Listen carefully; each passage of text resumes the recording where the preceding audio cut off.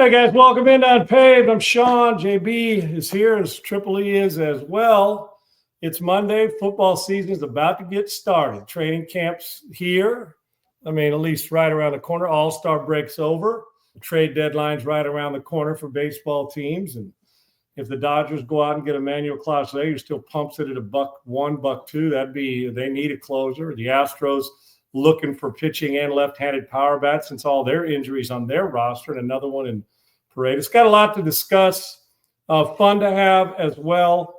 And JB, the weekend, I mean, we ain't going to have many more of these weekends without football on them, and here it comes, both college and NFL, and we've got a hell of a slate to start off in August. But it's time. Pray for the Dodgers. Pray for my Dodgers, man.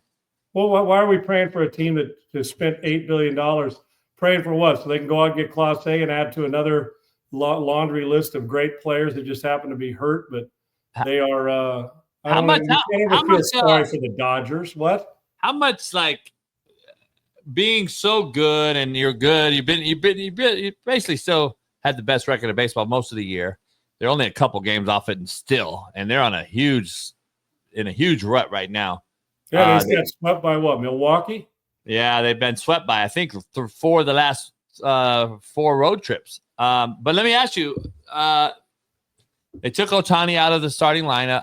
They took Ohtani off leadoff for the first time this year. He still hit his 34th homer, though. That's how fucking crazy he is. But if you're so good, Sean, and you've been told by so many people, and there's no excuse here. And as I'm a homer and all, but I'm going to keep it honest. You know that. At what point do you say I'm bored? Is that a real thing? For pro athletes?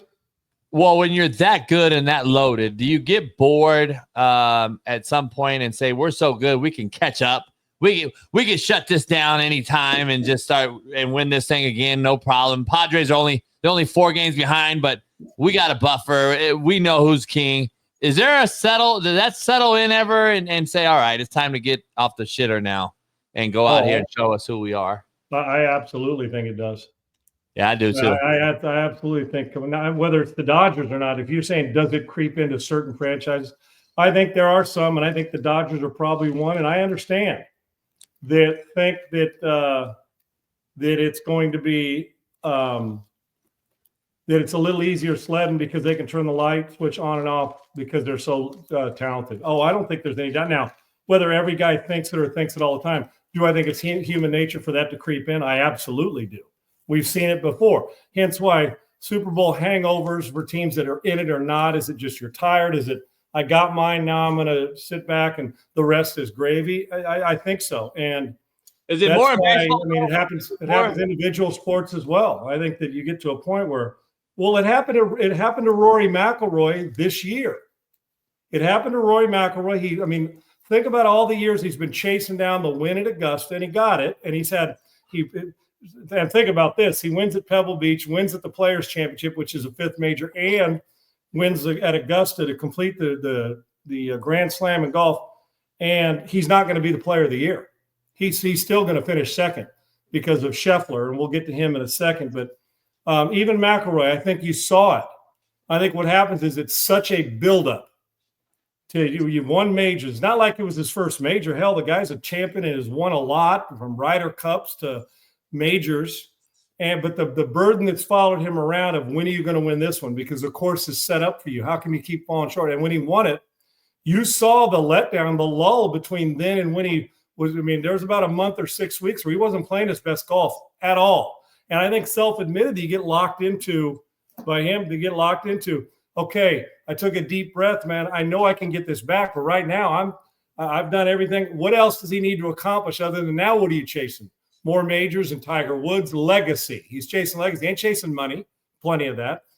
So in the Dodgers case, yeah, you win one. JB, they went since. Think about all the burden they were carrying around. Now I know it counts in 2020, right? When they won the World Series, right? They won it the abbreviated year, correct? In 2020. And then they won it last year. But really, did any of us really look at 2020 and say, yeah, that's a regular World Series champion? I'm not taking the ring away. They deserve it. But there's an asterisk because it wasn't a full season. Simple. That's not asterisk because they weren't good. Everybody else played under the same rules. But after they won last year, think of it. It's been since 1988, a full season World Series. That's a lot of burden to carry around.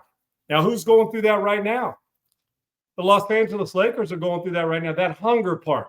Now, if they were to go win the World Series, the NBA championship this year, wouldn't there be a sense of, okay, take a deep breath? It's like that team that's not supposed to get to the Super Bowl or to the World Series, and then they get to the World Series before it starts, and there's this, oh my gosh, they've been an overachiever all year long. They take a deep breath. I think that happened to Colorado. The Rockies years ago when Clint Hurdle was the manager, and they went on that like 18 of 22 or 22 of 26 down the stretch, got to the World Series. And then remember, when they got to the playoffs again, they got swept by the Red Sox in the World Series. That sense of maybe we shouldn't be here. Now, they may not have thought that. So do I think with the Dodgers, with all that the expectations are so high that they think that they can take a deep sigh and do it? And maybe they can, JB. Hell, they're loaded. When you look at their roster, I mean, if they get healthy, I mean, why wouldn't you have that confidence? Of course I do. I think it can be a good thing that you feel like it's okay. We can turn it on and off like a light switch, like the Celtics and Lakers used to be able to do, honestly, like a good player, like Woods used to be able to do. You remember when he'd say, I don't have my A game, he'd play a C+ game and still win a tournament? I do think that exists. But then where's the threshold of the grind to cement a legacy, and then I've done enough. Well, don't you think Dustin Johnson's lost some of his competitive edge at LIV?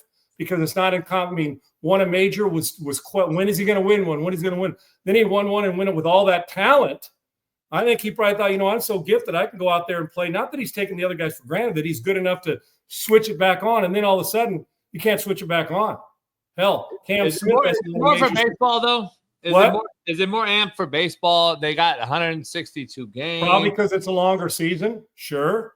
Play every night. You're playing every day. Basketball, football, you're not every day. I mean, right. I think it's easy to get locked. I mean, to where you say, listen, we're going on what everybody goes on, a winning streak. You're going to end up losing 60 games. You win 102 games, and you've had a great season. You win 105. But everybody's going to lose 60 plus normally in a season. So I think you can build that in. So, yeah, I think you can get lulled into, we got this, and I get it. But I do think it exists. I think human nature does exist. The fight isn't are you competitive? Can you win? And the fight's not with your teammates. The fight is with yourself. The grind to get up and do it because you've accomplished what was there. Now, are you working on legacy back-to-back? So do I think that's the only reason the Dodgers are struggling? No. They've had injuries as well as everybody else has. But I do think there can be a tendency to get – now, they're just as capable. Here's the thing that other teams don't have, most of them. They're just as capable of reeling off 15 out of 16, JB, and we both know that, right? So do I think that's the only reason? No. I think there's some good teams in their division. I think there's really good teams in baseball. I mean, the grit and grind that goes with a long season, everybody hits the lull. The question is how long you're going to hit it. And the truth is, unlike most teams in this league, the Dodgers are able to turn it on and off like a light switch and overcome it and when things are right. They just are. Now, who's this Henry Ford 88 on here? Can we block him? When anybody, I won't call for that. I can see on our comments, I'm sure. Can we block him and get rid of this? Triple E. I'm not going to allow somebody to come on here and a bot and start, getting to the point where they're doing this stuff. And even if it's bot or if it's spam, I'm not going to allow that on this show. So he's already blocked. He's already blocked. Nobody else will see it no more. Oh, okay, good. Well, you'll see it. We'll see it. So it's derogatory towards Jewish people. So Henry Ford's not welcome on this show anymore. So, but JB, I do think it. And I would be telling you this, it's hard to go back to back, man. It is hard. But the long season, but we're no longer, JB, in the dog days, are we? I mean, we kind of are of summer, but you're around 60 games. There's a little over 60 games to go. You're to the point where now it's just attrition and beat down and being able to do it. I trust that the Dodgers are going to win the division and be in position, but then there's that rejuvenation, like you get through August, JB, and all of a sudden it kicks back in that it's reality, that the World Series, and that's our expectations. But for them, whenever they have a little struggle, we all go crazy because it's the Dodgers. Their payroll is $8 billion. How in the world are they supposed to struggle? I think it exists. I think it exists from human nature. And the best ones can fight through it and find ways to win when they're not playing their best. And right now the Dodgers have not done that, and they didn't do it this last series. Yeah, they're struggling right now for whatever reasons. I think it's more mental than anything. I know their Oh, pitcher. yeah. I mean, they know how to hit and they know how to play. There's injuries, and the mental of the grind can wear you out. They played a lot of baseball, man. It's a lot of baseball. I've seen it happen in other cities where it's like, damn, we've played so much. You know, we hear teams playing in the NBA and Golden State that they played a lot more basketball than everybody else. And when they were going through their championship. So it does happen. So I think it is, and I think the Dodgers can get out of it. And we mentioned golf, Scotty Scheffler. It doesn't matter. You can golf. PGA Tour pros can come on here, but even they're admitting when you listen to guys like Rory McIlroy, all the people talk about Scotty Scheffler. When he's at his best, when he's 90%, the field doesn't have much chance. When everybody's in the world is playing their best golf, he's 2-3 strokes better than everybody else. That's McIlroy included. Doesn't matter. He's a player of the year. He wins again after a press conference in which he said, JB, you know, what his priorities are, his family, and I think he's got the right perspective. I think that helps him win. It's where he grinds and practices. See, some people make the excuse, say, my family's my priority, and they don't practice. They don't practice. They just they've taken time off to go back to what you're saying. Okay, I've arrived, I'm getting paid, and it's easy to sit back. Woods didn't do it. I think McIlroy still grinds. There's a lot of them, but this guy is able to put his time in, and then that's the reason that's his driving force. The rest is gravy for him, and he even admitted, now Tiger's different. I'm not Tiger Woods yet, but he's better than anybody in the world that plays golf. When they're at their best, play golf, nobody can beat him. Time frame wise, as far as his majors and you know everything in between majors one and all, they're comparing him to Tiger like crazy right now. Same exact days. What is it? 1,097 days or whatever. Yeah. Well, he's number one, premature. But if you're talking about in a short stint, see the difference is the reason why his scoring and everything he does, his iron play. He can hit a golf ball from 240 to a coffee can size. Hey, knock it in the can. The guy and he course management, everything he does. And going into this, I said on this show, I said, you better be able to hit irons. And he was number one in iron play the whole week. Not number one in driving, yet he still puts it in play. He just knows where to hit it, and he can hit it exactly where he wants to. And his demeanor, his perspective, his practice habits, everything about him. And he's not in it to have pub and be doing a million commercials. And the grind is, he just wants to be a family guy and win tournaments. So the Tiger intimidations when he's on the course, when he's at his best, and when you're the best driver of the ball, best iron player, long iron, short iron, and putter as Tiger Woods at one point or another, we can't compare him to Scheffler. And I'm talking about overall career body of work. But in a short stint, this is Tiger-like. He's dominating like the rest of the world. Watch Tiger do. So if he plays great golf, you're not beating him. You're just, when he plays like, you will not. I don't care who it is unless they're matching it. It's different. For 4 days, keeps the ball in play. There's guys that are every bit as talented as him, but you're not beating him if he's doing what he did this past week and spotting him 4 strokes going into the final round. You're not beating. That guy hasn't lost when he's after 54 holes in tournaments. He just doesn't lose. The guy does not lose. He's a front run. He can front run great, and he can close you out. There's nobody better in the world playing it right now. Or there's nobody better in the world at what they do. And Ohtani, I guess.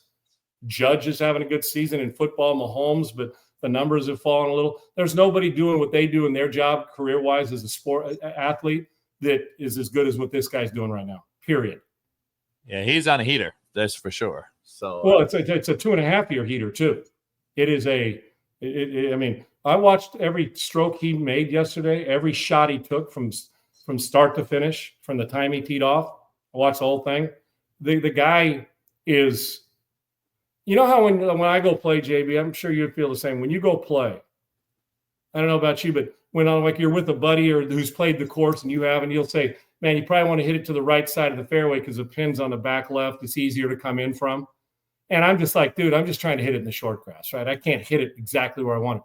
You tell him from 245, listen, hit it to the right of the flag stick, and he hits it to 6 feet, the right of the flag stick. And when he misses, his misses are playable, so he can go score. It's fascinating to watch, JB, and I'm intrigued with every single thing he does. Will Levis, I don't get this, JB. Now, he wasn't going to start anyway. He can throw it through a car wash and not get it wet. Problem is he couldn't hit a car wash half the time because he's, while we know he's got an arm as strong as 6 Russian cosmonauts and a micrometer. I'm not sure how strong that is, but it's pretty strong. The problem is getting it to the right guy on time. Well, he's going to have season-ending shoulder surgery. He hurt it last year, re-injured it late in the season. Why are we finding out? Why did he wait? Well, why in the world would you wait and pass up the seat? Cam Ward was going to be the starter anyway and is going to be, and they're better off for it because he's a better player. I think Will Levis is a big arm guy that's got a lot to learn. He is exactly what you thought coming out of college. A big armed guy who gives you flashes of, oh my gosh, and then the consistency doesn't make the simple play regularly. Well, please tell me why. Were you just waiting to see if it would heal? Why are you – hell, if he'd have got it done right, he may have been available sometime during this season to come back. Why wait this long? I don't know. Like, what's going on? Is this a Tennessee Titan problem or Will Levis problem? His management? What's going on? When did they know, and why is he now getting hurt? I understand if you get hurt during camp, blah, blah, blah. I think camp opens today for them, just like the Chiefs and the Dallas Cowboys who arrived in Oxnard, California last night. I get all that. If I go out with Sean and we warm up and something goes wrong and I'm like, what's going on? And a freaking accident happens, I get it. But no one's had a heads up or known about this the whole off season, and now it's deemed he's done. There's something going on here, Sean. I'm not buying this whole story. I don't know where the story came from or where it's been. That's a more important question. Where has this story been, I guess, is the question I have. Did it just happen last night, Sean, and the fucking stream? But he didn't he bang? I thought he heard it last year and he reheard it during the season. But withstanding it, to my knowledge, I don't think he blew his shoulder out this offseason. I think this is a product of what happened last year and was trying to wait and see if he'd get this healthy. Long? But what? You had this long off? That's my point. That's why I'm saying, why in the world are you letting us know? Why are you having surgery now? Why are you having surgery now? Is poised to become the Titans starting quarterback, which Cam Ward was going to be it anyway. He was not going to lose that job. The Titans' other backups are Brandon Allen, Tim Boyle. Neither one of those guys start. And of course, you're starting him because he's better than the 3 guys combined, damn near, as Cam Ward. Now we'll see if it translates to the NFL, but he gives them the best chance to win. But to my knowledge, this is an injury that Levis had during the season. And I guess this offseason, was a professional and tried to fit it all in and get things done. And then waited it out. And whatever flared it up or realized it's just not going to heal. Now he's having surgery. I don't know why. Maybe it was him who decided, no, I'm going to just let it play out and see how it goes. Why the world would you not get this done the second the season was over so you could be prepared next year? Especially if you heard it last year. Now, if all of a sudden he woke up and threw a ball yesterday and blew out his rotator cuff, okay, different story. I don't think that was the case. I don't think that was the case. But hurt during the season. And I don't know if you would have been Dr. J. I'm not sure if you'd have been able to move him much anyway. People are intrigued by arm strength and talent. I think arm strength is overrated if you can make all the throws. If you're a 100-mile-an-hour fastball guy or a 95-mile-an-hour fastball guy, give me accuracy with a good arm as opposed to great arm that's spotty accuracy. I'll take the good arm that's accurate all day. I'll take the average arm that's accurate every day as opposed to a guy who can throw it in tight windows. But the problem is doesn't know how to discern a when not to throw it. And that's what a strong arm does to some of the guys. They get caught up in thinking they can make every throw, which gets them in trouble. And Levis has had that problem. But I just don't get why he wouldn't. What's waiting on? What are you waiting on to get this surgery done? It's almost like he wanted to clear the way. Now, I don't know if this is a Titan thing or a Levis thing waiting this long. But normally the player has final say, yes, I'd like to get this fixed. Why now? Why now? Will Levis is not long for Tennessee, I'll bet you, JB. If Cam, they'll try to move him, but he's going to have to be healthy. And the truth of the matter is, this pick it has not turned out the way it's supposed to. Cam Ward's going to give you a better chance. But it's just odd that we're here a week or so of days before training camp starts and you're already on the shelf for the year and you could have got this done 7 months ago. Hell, you could have got it done in December or January last year because they weren't going anywhere. They're not any good. And here we are. It seems like a failure on all sides. This is, again, I don't know, man. Why wouldn't the doctor say get it done? And if he says, I don't want to get it done right now. But if you have to get it done and the doctor says, listen, it's not going to heal. If he said that, then the team like, come on, man, you got to get it done, or there's an injury settlement. Well, if they said it's up to you, if you want to get done, you can wait it out. Well, he waited it out, and obviously whatever he did to flare it up or make it worse, they're not going to have him. And in truth, between Tim Boyle and Brandon Allen, they're I guess decent with some. I think Boyle was with the Jets for a minute. Brandon Allen's been a couple places, from Arkansas, but Cam Ward's going to take even the kneel downs when you're up 30. He's going to take it's his team. Now the question is the division. This is a team that's got some question marks at quarterback in Indy and Tennessee. No question mark in Texas, in Houston. Matter of fact, the only non-question mark quarterback in the division is in Houston, because I don't care what anybody says. As good as Trevor Lawrence's potential is, and as good as Trevor Lawrence at times has been on the field, there's been times he's been just as baffling as he is spectacular. I would have never thought we'd be here about Trevor Lawrence coming out. So I wouldn't. I actually thought that Clemson's offense at times held his ability down because they were pretty basic. And then he gets to the NFL, you think, okay, and Doug Peterson's going to elevate the play. One game he'll look like, damn, now that's why that guy gets paid that money. That's why he's first pick of the draft. Then he'll go a couple of weeks, you're like, well, who am I watching here? And that's the problem. There is no threat to who the best quarterback. And the talent-wise, Lawrence is in the conversation. Cam Ward, we know Anthony Richardson or Daniel Jones, talented players. Stroud's by far, and it's not close, the best quarterback in this division as we sit today. Trevor Lawrence. So this division is the weakest quarterback division in the NFL too. And I'm talking about it's weaker than the NFC North. It's weaker than the NFC East. Not the NFC East, NFC South, excuse me. It's Atlanta, even with Penix, with Carolina and the growth of Bryce Young. I mean, and with Baker Mayfield, and even in New Orleans situation with a new head coach and Kellen Moore. I think that it's the quarterback division. Potential is great potential, big arm throwers. But the AFC North, outside of Stroud, what rocks your boat, the AFC North? A once-in-a-while great year, and Lawrence, it seems like it better be a moving year this year. But as far as on paper, don't you think it's a weak quarterback division? And Trevor Lawrence has got a lot to prove because he's the second best quarterback in the division, and his inconsistency will blow you away.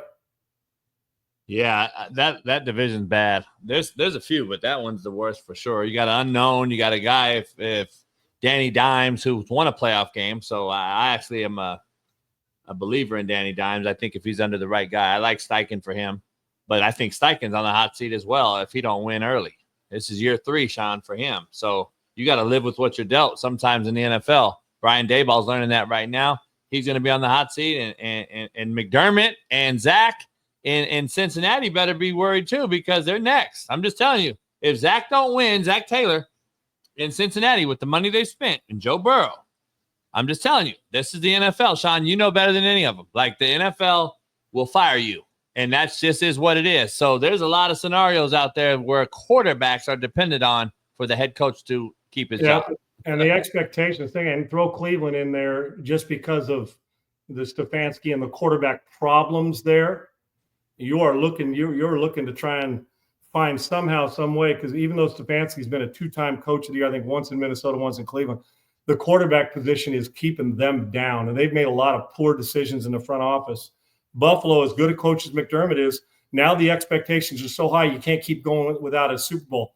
Hell, it's crazy. I wonder even, and I love him, and I don't think this is fair, but I wonder if they don't get to a Super Bowl, will John Harbaugh catch any heat? It's kind of like the Kyle Shanahan situation. I got him on my list today. I hate to say it because I'm 12. Jim and John I love them both. I do. I'm a big fan of the Harbaugh fan. I love John, how competitive he is.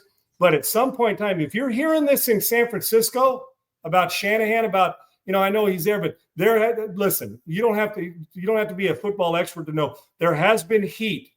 It may not be from the ownership in San Francisco or the GM and John Lynch, but there's been heat on Shanahan and whispers loud that are becoming louder if they don't get where they want to go because they've catered to it all the way around. There's got to be some whispers there. They've got to be, even though small, even though they win.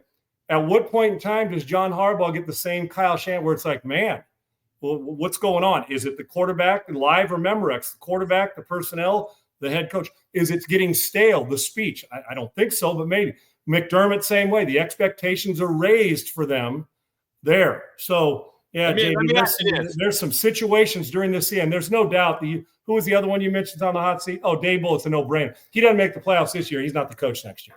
I got guys win or be fired. I got 6 coaches that need that on my list, win or be fired. Okay, well then let me see if I can name them, and I don't know your list. You got Harbaugh on there? Not win or be fired.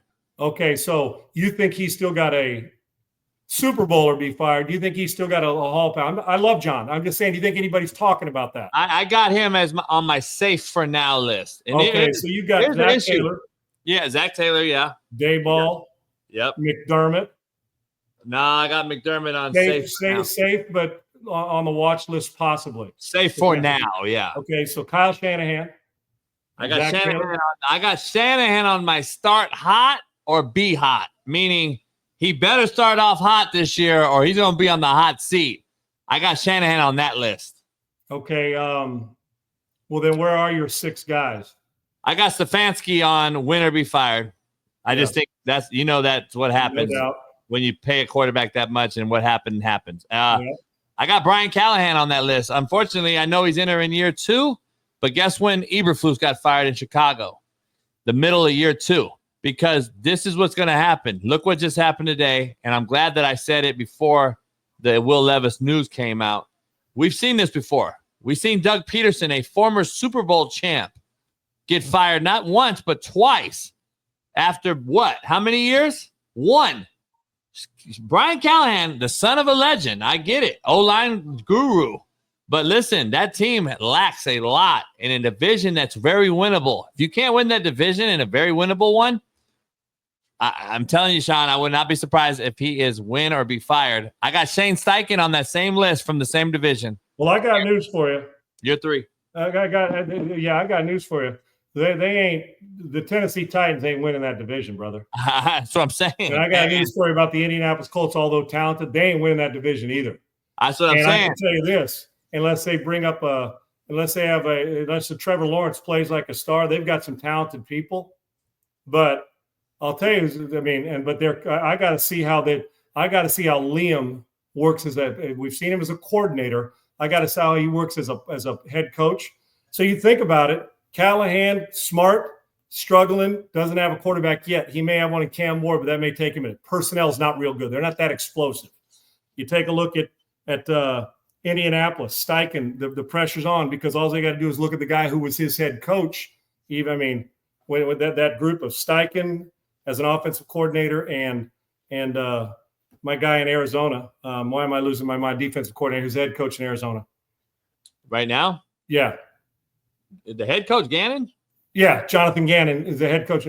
And they're both coordinators in Philly under Sirianni. And so what happens is you also say, it's like a golfer. Well, your teammate from college, I heard yesterday, a guy won the Barracuda Open yesterday. And one of the first questions they asked was, well, now your teammate Ben Campbell, who's won twice, now you're catching here, celebrate the win, but you got to chase after that. So the expectations are, look what Philly did. Why can't we? That's that. You'll get that even though Philly's loaded with a better roster. So Steichen, and then I don't know if Liam Cohen, how good he's going to be. I mean, the Houston Texans, in truth, should dominate this division. They're a top 5 defense in this league, the best young secondary in football. Nico Collins is a number 1 through and through. They've upgraded with Christian Kirk. They added Nick Chubb, and if he's healthy, that's the best 1-2 punch running back in the league. That's the deepest running back in the league when it comes to with him and Mixon. There is no better second back. There's no better, if healthy, backup at quarterback in this league. The Houston Texans have no excuse either, and they're in no trouble with D'Amico. But that defense, the way they've done it, they went out and got help. They draft well. This is a football team that I'm just telling you, they're the clear-cut dominant team in this division, in my opinion, and anything less would be a bummer for them. So, and they've changed, new offensive coordinator, new offensive line coach. Yeah. The only thing for them is, can their offensive line be physical and nasty? Otherwise, they're loaded up everywhere. Sean, win or be fired, there's still one more guy, and nobody wants to talk about it. Well, let's see. Give me the division. AFC East. AFC East. You're not going McDermott. It's Mike McDaniel. Fuck yeah, he's out of there. And I got news for you. They're not winning a Super Bowl either. So he's got to go, in my opinion. Finesse. I just think that's what it is. Yeah, start hot or be hot, Sean. That means you got to start hot, or you're going to be mentioned at least in the hot seat. You got to get through September 3-1 or 2. You got to win a few games early. You already mentioned them all. So I got Tomlin, start hot or be hot. I got Kyle Shanahan, start hot or be hot. And I got Jonathan Gannon, who you just mentioned, start hot or be hot. But I want to go back to your take on John Harbaugh.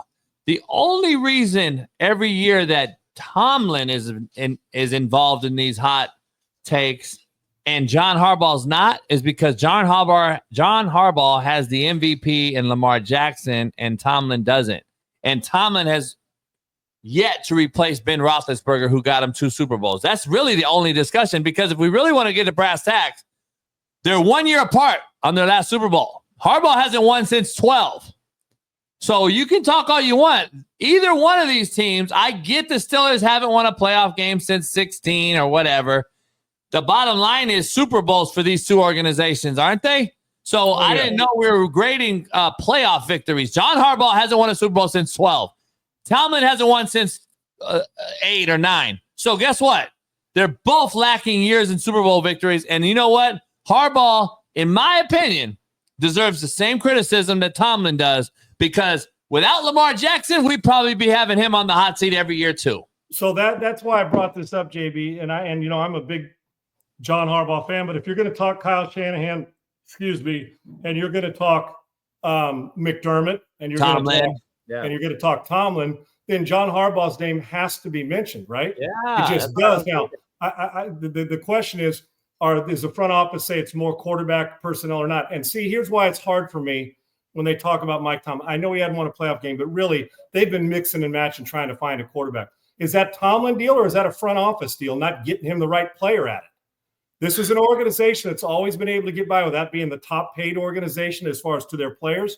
They just find a way. They live on defense. And when Ben was there, it was a perfect storm. They could run it. They could finally throw it all over the lot.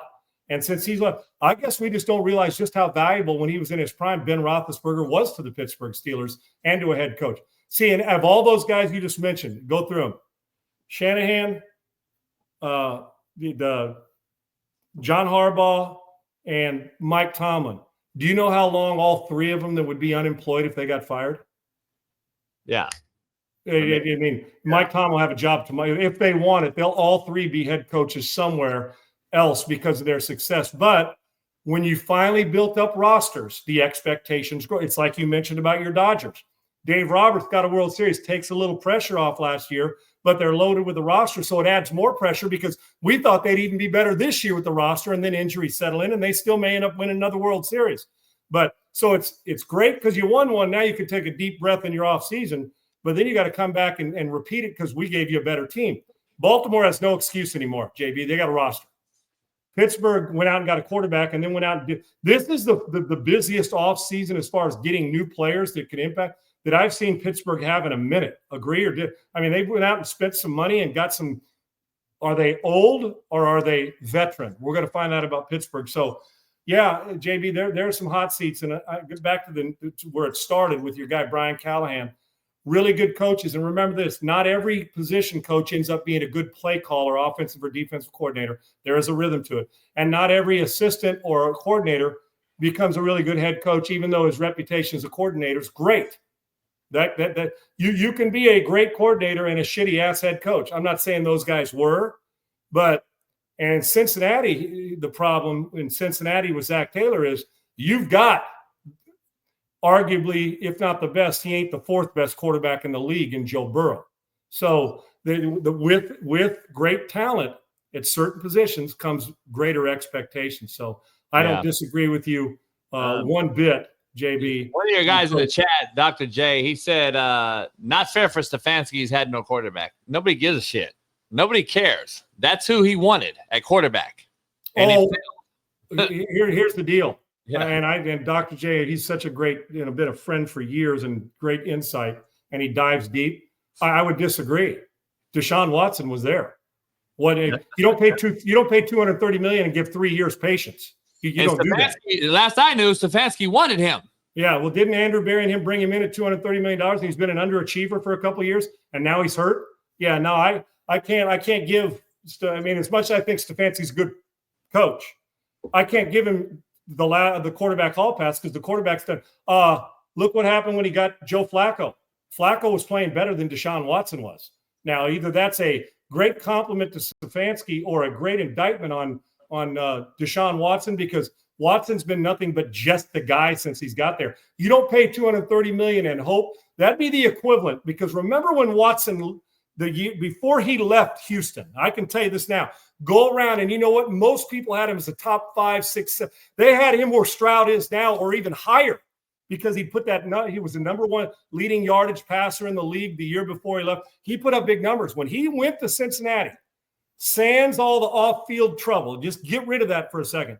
People had him as a top 10 quarterback in this league, and they paid $230. You don't pay $230 million for a guy you say, well, 3 years down the road, he'll be good. You wanted it then and now. If all of a sudden Burrow left Cincinnati tomorrow, they traded him to Miami, would we say, oh, McDaniel gets 3 years? Absolutely not. It'd say Super Bowl or bust now, because you even upgraded that position. I can't give Stefanski. Now I can give him personnel, injury, hall pass a little bit. I can't give him because Deshaun Watson's had every opportunity to be a good player, and he hasn't since he's been there. He's just a guy, and he ain't ever going to be the guy we thought he was going to be when he was here in Houston. So that division is a piss-poor division because the guys under center, Lawrence has been good and bad, a Dow Joneser. Anthony Richardson may never pan out. Great talent, but that's why they brought Jones in to compete. I think Cam Ward's going to be really good, but there's just a bunch of guys there too. Here, there's not one excuse for the Astros, for the Texans to have going into this camp, other than your offensive line better play like a bunch of grown-ass men instead of pillow fighting and titty blocking when it comes, and not quit jumping off sides. They got rid of that guy in Tunsil. Now they've got guys. I'd rather have 5 solid ones than 1 Hall of Famer and 4. So there's no excuse for the Texans. JB, the Clippers. Jesus. Listen, Chris Paul, James Harden, and Kawhi Leonard. I'm sorry to tell you. Here's what you get. You get a guy who's never going to win a championship as a starting point guard, but a Hall of Fame great career in Chris Paul. 12-time All-Star, phenomenal. You got James Harden that won't play a lick of defense, that'll score from the parking lot, but does not have championship chops and doesn't have whatever DNA it takes to get you over the top. He ain't got it. He's got DNA of a great player and a great scorer on the offensive end, but whatever it takes on the defensive end and just that it factor to elevate the players around you, and he's a great basketball IQ on the court, he ain't winning one. I mean, he's just not. And Kawhi Leonard, yeah, he's great for 50 games a year. So this, you know what this is? Take a look, put Brooklyn uniforms on them. And that didn't work with KD and James and who was it? Wasn't it Kyrie Irving? We can go around the league and follow certain guys around. I can tell you what, see that guy over there on the left, number 1 and number 3, they've had at least Kawhi's got a couple of his. In San Antonio and Toronto. But those 2 guys there, while great players, it's not personal. The bottom line is they were a hamstring away from beating Golden State, but they didn't, meaning the Rockets when Chris Paul's there. Look at the numbers. But we're not just talking about numbers. Great player. They'll walk away this year, and guess what they won't have?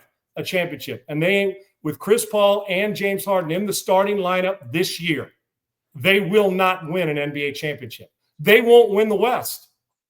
They won't.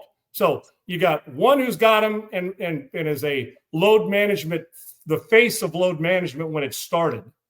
Harden's a great scorer, but would rather score and win an MVP and have fun than he would win it. He ain't winning a championship as your number 1, and he's your number 1 scorer. And then Chris Paul, great facilitator, but Chris Paul, I think in 20 years we've got to get an idea. His best basketball is behind him, although I love the guy. He ain't winning a champ. That team, they didn't become a 10 times greater threat because those 3 are together. They just got a little bit older. And you'll see a lot of load management on that team. The Clippers aren't winning an NBA championship. That does nothing for me other than respect to Chris Paul, who is a phenomenal player and a great leader. The problem is there ain't enough there for them. And here you go, winning percentage NBA history. Paul, Nash, and Peyton. No doubt. And guess where that winning stops? When you get to the 7-game series in an NBA championship. That's where it ends.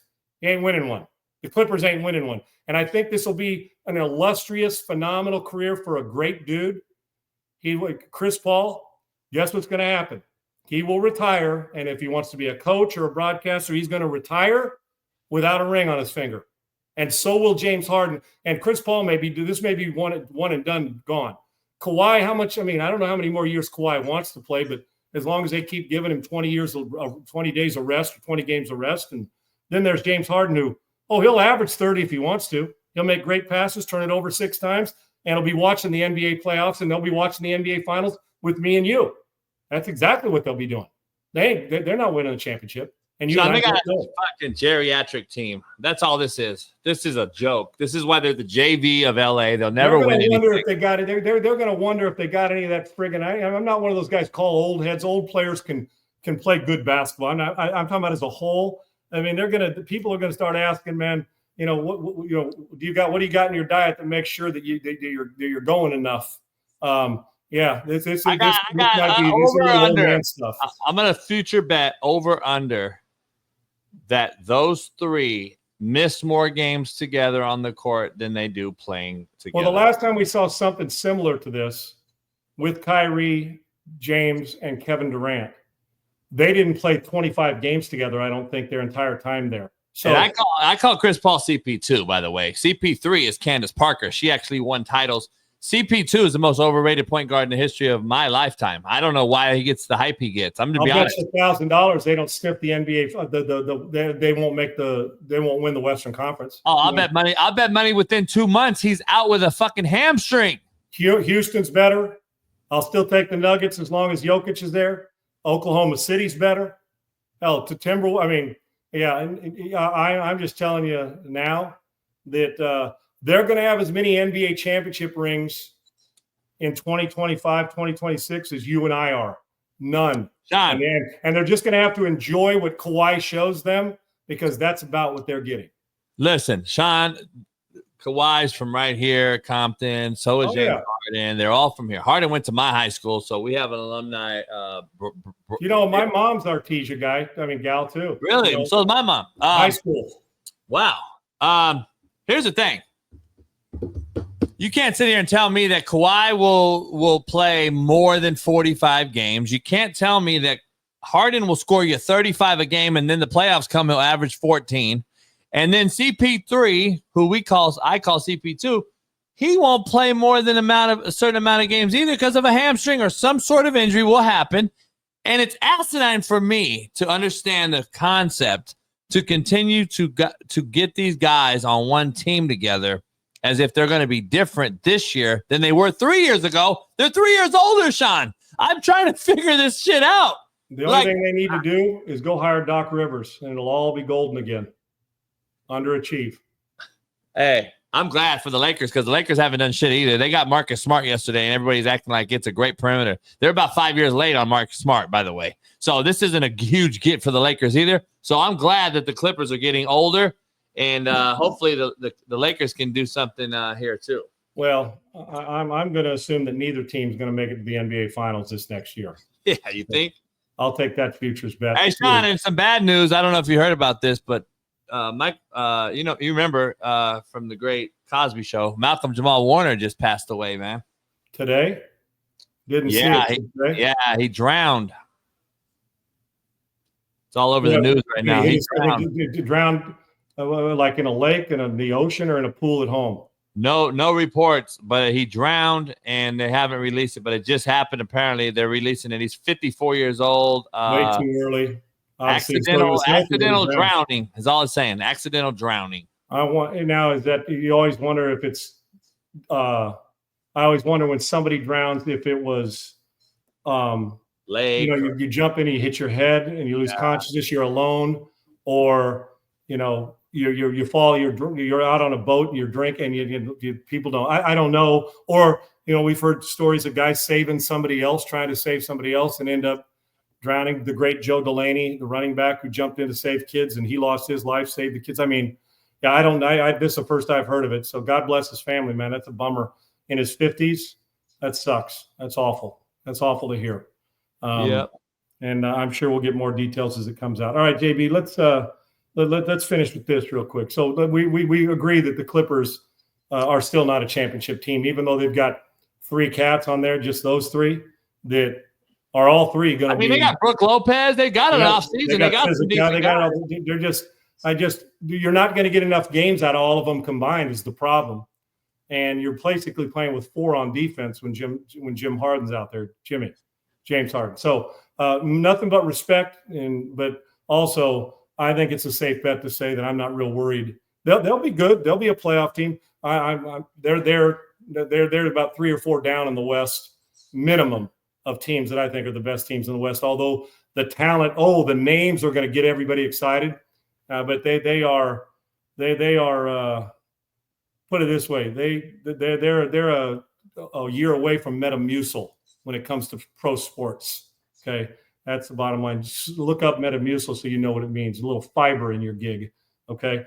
And I don't want to listen. I'm not going to continue to give this a lot of legs, but I'm trying to get to. Do I have a problem with people wanting more money? And the WNBA. All the metrics are out there, what they're losing per year. A lot of businesses lose money and then eventually make money. Right now, I know that more people are trying to expand and get more investors. I almost feel like that's just your profit loss thing where you're investing money to lose money because they're not making money. And I know billionaires and millionaires make money because they know how to make money. They don't know how to lose it, but they're willing to take calculated risks, but also they're real smart with it. Listen, we've been to Caitlin Clark and the WNBA. We've discovered there's really good players, but I don't think they handled the All-Star game right, JB. This is just me from my vantage point. I see girls twerking. You're trying to bring all these twerk in, and when they're introduced, and then pay us what you owe us. I don't know what that means. Pay us what you owe us. Does that mean do you deserve a pay increase if you're an All-Star and your team's winning? More people in the stands with revenue? Sure. I don't have a problem with them asking for more money. But what do they owe you? Pay us what you owe us. What? Then you'd be giving money back if you're talking about ROI, because right now the ROI is you're in a loss position. Does that mean every franchise? Now, I don't know if any franchise is profitable yet in the WNBA. Maybe they are, but I don't get to see behind the scenes all the legitimate books. Are they? Is anybody profitable? Any franchise from Indiana to LA? Are any of them profitable? Not the league, any individual franchise. So if you can get it cheap, maybe it is a good investment because 4 years from now that they're all going to get it because they never miss an opportunity to fuck it up. Kelsey Plum just couldn't risk throwing Caitlin Clark out of the bus if they weren't there. Couldn't she have just done that in private and said, hey, man, why weren't you guys there? But you just couldn't risk getting that dig in on one of their own that, quite frankly, is the reason. I'm not saying it's the reason that there's good players, but she is the top reason, the main reason why more eyes and ears have been open to the WNBA is Caitlin Clark. Now, is she the best player in the league right now? No, she's not. But let's get down just to, instead of, we always want to do it to bash somebody or to say they're full of shit or they deserve it. I don't have an issue with them. They're more popular now than they've ever been. There's really good players. That still doesn't mean that you're profitable. But when they say, pay us what you owe us, well, what is exactly they owe you? I wish they'd put a dollar figure on there. And then secondly, the threat that Angel Reese made about we're not, don't kid yourself or whatever she said, I paraphrase. Show me. We're going to hold out, meaning. Show me better than you can tell me, Sean. You can show me better than you can tell me. I can't wait to be working at McDonald's or OnlyFans. Yeah. To be honest. And then I love when they don't want, some of them don't want sexualized and you're twerking with each other at a party. I mean, people see that and they're like, they roll their eyes, whether it's right or wrong. They just do. But as you're building your brand, which is the league, and they keep, kicking the teeth of the person who helps by just getting any dig in they can. I don't have a problem with you wanting more money. I don't have a problem. But I also know this. If the CEO of a company, an oil and gas company, says, I want more money, yet your options are down, you've gone to hell in a handbasket, and your company is losing money rapidly, the board of directors and the shareholders will not vote you back in as CEO. They'll give you your golden parachute, and you will be out. And you aren't owed more because of equity. You earn it by generating it. That's exactly right. Just because you want more equity, ROI is, for instance, if you're working on in real life, if you're working on you're one of those that's working on commission, like a realtor, if you ain't selling houses, you ain't getting paid. And you don't get just, oh, I deserve more because, well, the market's down. Like in 2008, realtors didn't get paid more because it was crashed. They suffered and lost jobs too. This is a good product. I mean, they've got good players. I don't know if it's a good investment, but JB, I don't have a problem with you asking for more money, but really get the fuck out of here. Stop with hey, we're not playing. We will hold out and we will walk out. And good. And I'm be honest. If I'm the owners, I'm holding you. I am going to battle that with you. If you're going to threaten to walk out, I am going to battle that with you and do it. I don't know why. And to go out there, see, they don't want you to talk bad about them in public about the league.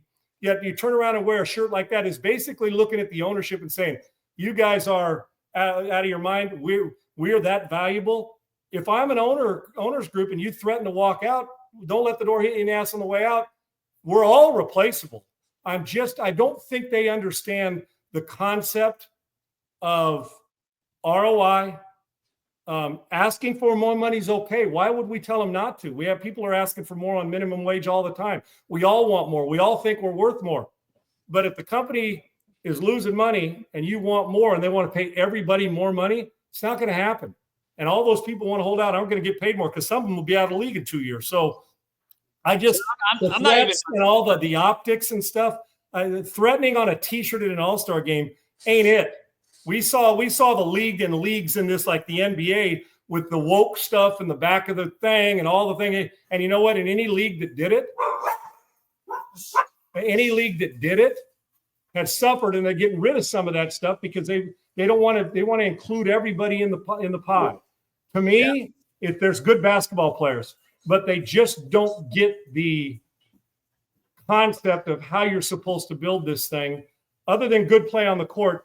I don't think their negotiating ploy is a wise one on a T-shirt. That's just me. Sean, go ahead. Show us. You'll be working at McDonald's. It's not even about stat. I'm not going to dive into that they are minus 50 million in the red right, every all the stuff that's been well documented. I don't even care about that. They're a league of 27 years and they've never earned a profit. Right. So I'm not going to talk about that. I'm going to talk about the actual product on the court that you force feed us. It's garbage. It's horrible. I'm not watching you. You're below the rim players. Lower the rim to 8 feet. You can call me sexist and all you want. I'd watch something more or less than like that than I am with you missing layups. You want it where a gal goes baseline and dunks on you baseline on an 8-footer and nothing and gets fouled on the Why dunk. not? Why not? What are we watching? A girl miss a layup and miss shots and not. They're not the guy. They're not the athlete we are. And I'm gonna be honest, Sean. I said on my show, if we really want to be honest, these girls, majority of them, I don't know how to say it, whatever, lesbians for the most part. Well, they want to be boys.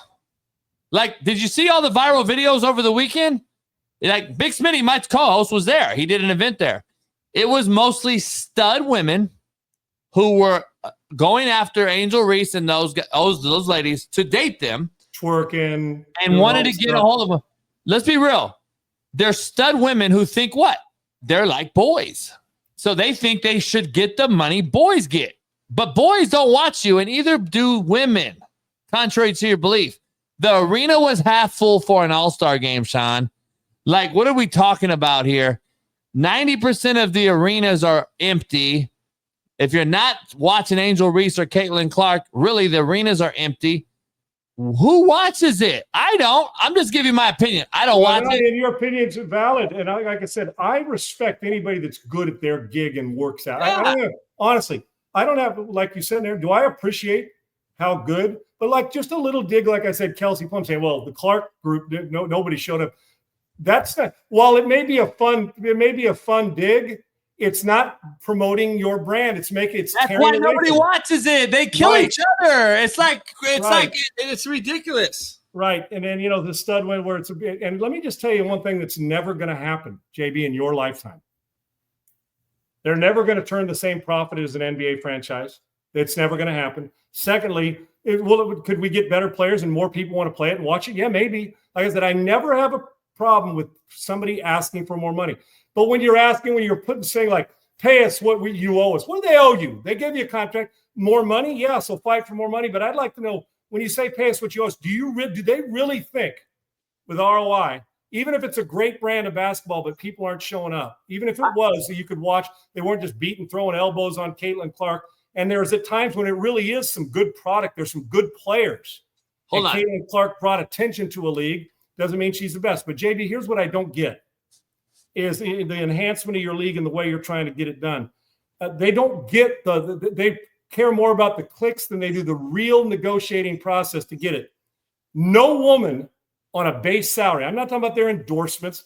Hell, you start to see Cunningham, Sophie Cunningham getting more endorsements on national TV. I'm not talking about those, which is a good thing for the league. It's NIL. Secondly, I would not invest in a league because you're investing to lose money, number one. Doesn't mean you don't think the players are good players. But here's what I don't get. The T-shirts, negotiating in public. Like, you know why they did it? To get groundswell, trying to get groundswell from fans to say, yeah, see, I'm on the player side. Here's what I know. At no time in the course of your lifetime, you're not, as a player in the WNBA base salary, going to make what the eighth guy on an NBA roster makes. They're never making $10 million a year. That's not going to happen, no matter how good they are. Why?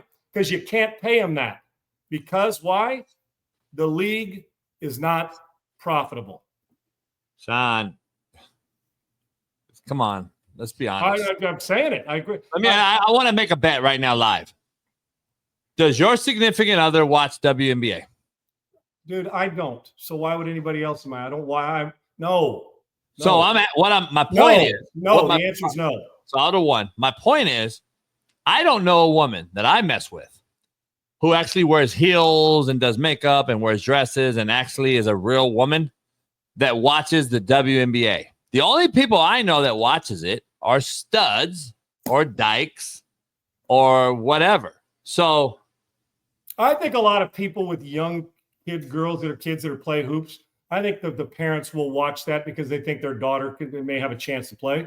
But listen, the reality is the ROI, the ratings, and the investment in the league. There's not enough there to justify. I guess I'm assuming they want to get paid like the guys. It's just not going to happen. And they're good players. But I disagree with the way you go about the negotiating ploy. And JB, I'll tell you this: while I'll watch clips of it, and I'll go watch maybe a quarter of it if I've seen it over I'm talking about my lifetime. I was fortunate enough to go to school with Cheryl Miller. We were at SC together, and the McGee twins and Cynthia Cooper. We had a great team. And I put it this way: I went to more USC games in person watching those girls play than I've seen. And I don't wear this as a badge of honor. I just am not interested, but I appreciate people that are talented in their field. I have not watched 4 quarters of an NBA game in my entire life, or WNBA game in my entire life, ever. So I can't comment on, are they closers? I mean, I watched the clips and the highlights and the video of somebody getting elbowed to the throat, or Asia Wilson making a great play, or somebody getting a rebound and somebody knocking down threes. Hell, I don't want to shoot against them in a free throw shooting contest or a three because I'll get my ass handed to me. But the ROI is not there. It's an investment to lose money right now. There are good players in the league. Caitlin Clark is your cash cow, which has opened eyes and ears for others. But when you're not making a profit at any point in time, and they say, pay us what you owe us, they don't owe you anything. They got a league for you. Now pay you what you deserve. I don't know what that is. Is it 80 grand a year, 130 grand a year? If you take what you want and you say what they owe you and combine it with ROI, like if you were working on straight commission, you would not be making any money. You'd be giving it back. It's a good thing it's not a draw. That doesn't mean they're not good players. That's not the point here. The point is ears and eyes. When you lose $40 million a year or whatever, and you're Stephen Colbert, they cancel your damn show. That's what happens. Sean, it's NIL. They think something's better. Who makes NIL? The optics won't let people sell the franchise right now because they want to do it. And there's good basketball, but it's not good enough basketball to warrant you saying pay what they owe you. What is that? And if you're threatening to hold out, if I'm an owner, I'm saying don't kill me with a good time, because good players don't automatically mean ROI. Who gets NIL? That in return? Who gets NIL in college?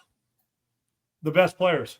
Yeah. So guess what? The last 5 people on your bench for the WNBA that none of us know, because I can barely name 3 players probably in the whole NBA, a little less 5 bench players on each team.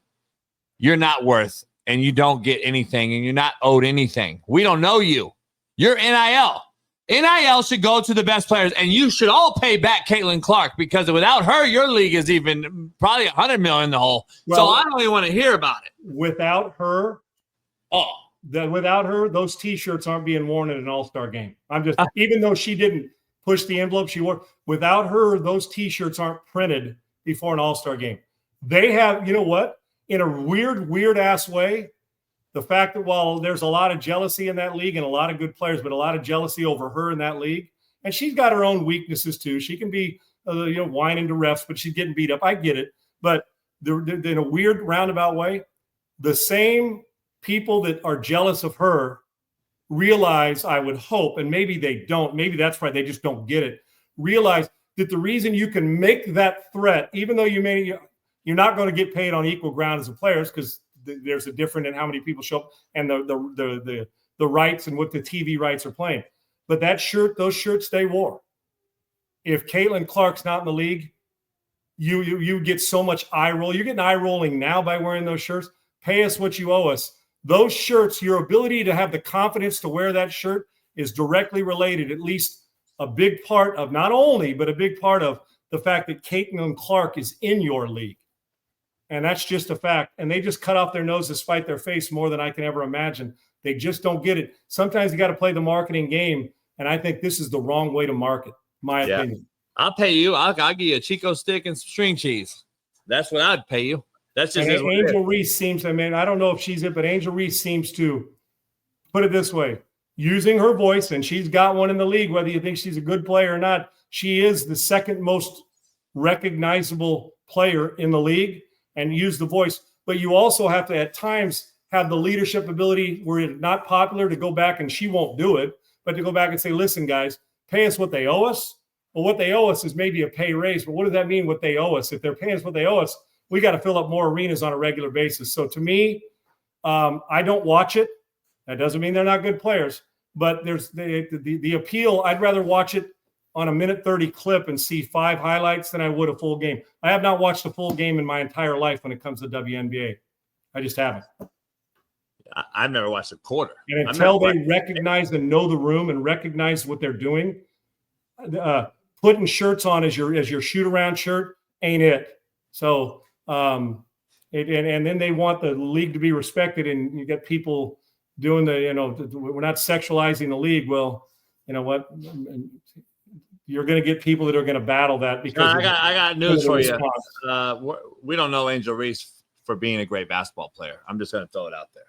No, we know her for being a really good rebounder on missed shots, and she's got a voice because she's impactful. No, but that doesn't mean ROI is growing. We know her from winning a title in college and then becoming a don't sexualize me. Let's just be honest. We don't know her for missing shots and getting her own rebound. We know her from college. That's why I disagree with what Shaq had to say. We know her from college. Let's just be honest. The same thing Shaq said he knows RG3 for is the same thing he's being hypocritical about when he confronted RG3 about Angel Reese. If they got paid, there was ROI, fine. But if I'm an owner and I see those shirts, I'm like, you think I'm going to speed up the problem? What do you mean what I owe you? What exactly do I owe you when I'm losing money regularly? Good players, but it's not a league that I like I said, and if there's a game on, I'm working on my golf game. I'm not watching it, but for those who do watch it, God bless you. And you're seeing some good players and some talented players. I just don't have any interest. And even with Caitlin Clark, I'd rather watch. I've never seen Caitlin Clark play a full game in high school, college, or pro basketball. And she's the reason a lot of people go there. If you're going to invest in it, you better have patience because it's been a long time since they've made money. And I would imagine, I'm sure Cheryl Miller would like, hey, pay me what you owe me because she was better than all of them. Okay? By the way, I'll never will watch it either. It doesn't move me. Although I appreciate and respect anybody that's good at their craft.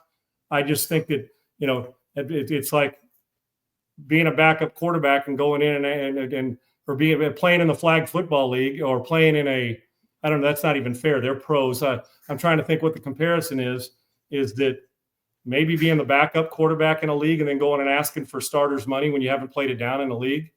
Or when you play, you haven't won a game, or when you play, the stadium's empty, but when somebody else plays, the stadium's full. I don't know. And in order for a league to be profitable, it just can't be 2 players or 3 players that fill up stadiums. It's got to be a whole bunch of them. You got to be going for the team, not just the player. And unfortunately, there's a couple players for that league that control the league when it comes to your eyes and ears. And there's a lot of good players, but good players and marketing it and wearing shirts on your back that are basically looking at the owner saying, you're stealing from us, in which they're not, is that's a roundabout way of saying it, is not the I don't think that's the answer. I think there's a better way to negotiate, and I don't think the All-Star game was it. All right, JB, we'll tomorrow I want you to think about this. Look up Dunkin' Donuts. By the way, great coffee and good place. Look up Dunkin' Donuts and what they're demanding there for some of the workers. Look, and we'll discuss that tomorrow because, again, go get the money you can, but you also better remember that a robot gets the order right. And I'll leave it at that. And we can do this again tomorrow. And if you didn't like AI, if you're asking for that kind of money, if you're Dunkin' Donuts, we'll be pushing buttons and a damn robot will be delivering your donut and your croissant sandwich and your vanilla coffee with extra sweet and low. Okay. $25 an hour. That's something we'll have fun with tomorrow, man. Anything left on your mind before we go? No, I'm good, brother. I'll see you tomorrow. I'll do some homework on that and maybe put him in lingerie. I'll go. I'll pay him. You won't. No, you won't. Now, there are coffee shops that have that, though, somewhere around there. And Shipley, Lucy, as we go, I got to come clean. First of all, Winchell's Donuts is better than all these places. Old school West Coast. JB, I know, can appreciate that. Winchell's Donuts is better than all of them. Shipley, some of the things are better, but it's like saying Burger King's better than In-N-Out. And I live in Texas, and they want to fight you when you say it. For me, give me In-N-Out all day. In-N-Out's fries suck. Whataburger's patty melt's the best in the world when it comes to fast food. Their burger to me is just another burger. As far as donuts, Shipley's good. It's close to my house, but they are putting a Dunkin' in now by my house, which is right down the street from Shipley's. And I'll do the taste test and see if I like it. Winchell's Donuts, and you people on the West Coast don't get a lot of love out there anymore because of, the leadership. But the Winchell's Donuts, old school Winchell's Donuts, blows any of these away. But give me Dunkin' over Shipley slightly. But I'm willing to leave that open, Lucy, to see, because I do more Shipley now than Dunkin'. But Dunkin's opening right near my house. So we're going to find out. Whataburger, good. It is not the best burger. I can name 10 places that got a better burger. Now, you get to that chicken strip sandwich on Texas toast. You get to that doggone patty melt, the best of those taquitos. Just the straight burger, hell, I'll get the superstar cheese from Carl's Jr. and feel better about it. Now, say that, and I kind of say it hyperbolic. Say that to somebody in Texas. If you downgrade Whataburger, they want to fist fight you. Now, I can be bought.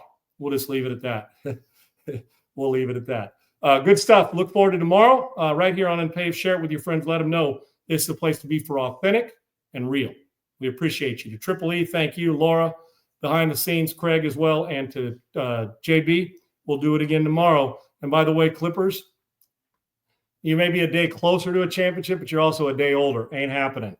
Matter of fact, they won't even make it to the Western Conference Final this year. Lucy, hang in there. I do listen, there's things I love about Whataburger and Shipley's, but I can't, I'm not standing on a mountaintop singing the praises of a Whataburger burger when, to me, it's good, it's fine, but it doesn't jump out. Now, that patty melt, crawl 10 miles over broken glass just to hammer one out in the shadow of a doggone patty melt. We'll see you guys tomorrow right here on Unpaved.